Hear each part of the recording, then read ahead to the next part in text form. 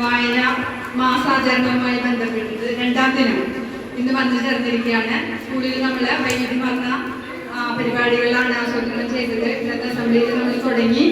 ഇപ്പൊ നമുക്ക് അതിഥിയായിട്ട് വന്നിട്ടുള്ളത് ഡോക്ടർ അഞ്ജു സി എന്ന എന്തൊക്കെയാണ് ടീച്ചറെ കുറിച്ച് പറയാന്ന് പറഞ്ഞത്. ടീച്ചർ ഒരു പുസ്തകം എഴുതിയിട്ടുണ്ട്, ഒരു കവയത്രിയാണ്.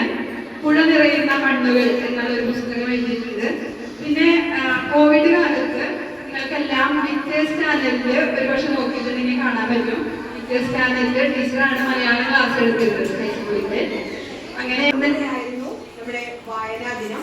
വായനാ ദിനത്തില് കുറെ പ്രവർത്തനങ്ങൾ നിങ്ങൾ ചെയ്തിട്ടുണ്ടാവും അല്ലെ? കുറെ പ്രവർത്തനങ്ങൾ നിങ്ങളുടെ അധ്യാപകര് നിങ്ങൾക്ക് പറഞ്ഞ് മനസ്സിലാക്കി തന്നിട്ടുണ്ട്. അതിന്റെ തുടർച്ച ഒരു ദിവസമാണോ വായനാ ദിനം എന്ന് പറഞ്ഞാൽ?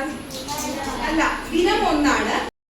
നമ്മള് ജീവിതത്തിൽ മുഴുവൻ നമ്മുടെ വായനയെ കൊണ്ടു നടക്കണം. അങ്ങനെ ഒരാളായിരുന്നു ആരാണ്? PN പണിക്കർ. അദ്ദേഹത്തിന്റെ പ്രത്യേകതകളെ കുറിച്ച് ഇന്നലെ നിങ്ങൾക്ക് പറഞ്ഞു തന്നിട്ടുണ്ട്. പഠിച്ചറിയോ? കവിത ചൊല്ലുവോ? എല്ലാവരും സഹായിക്കും അല്ലേ? പഠിച്ച കളിക്കുകയാണെങ്കിൽ എല്ലാവരും സഹായിക്കും.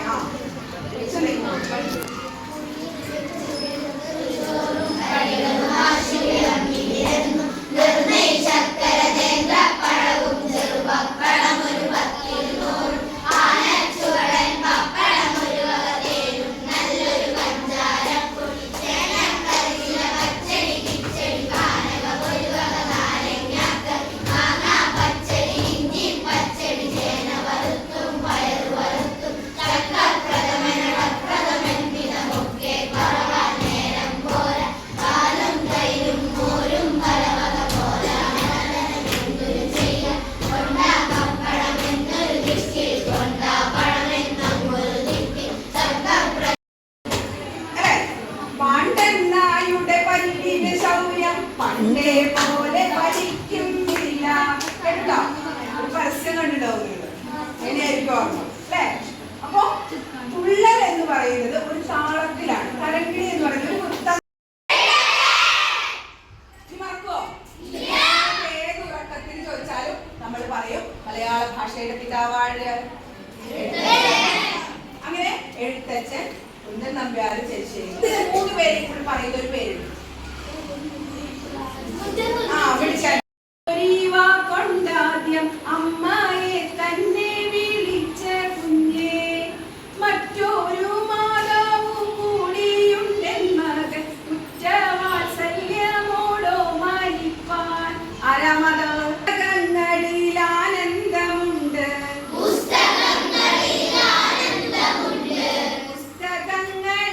എന്തൊക്കെയുണ്ട്?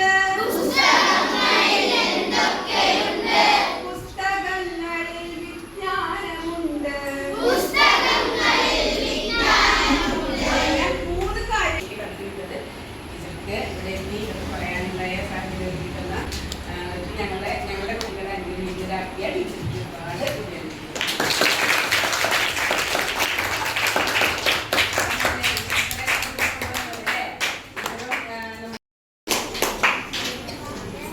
ടീച്ചർ എഴുതിയ ഒരു പുസ്തകം നിങ്ങളുടെ സ്കൂൾ ലൈബ്രറിക്ക് നൽകുകയാണ്. ടീച്ചർ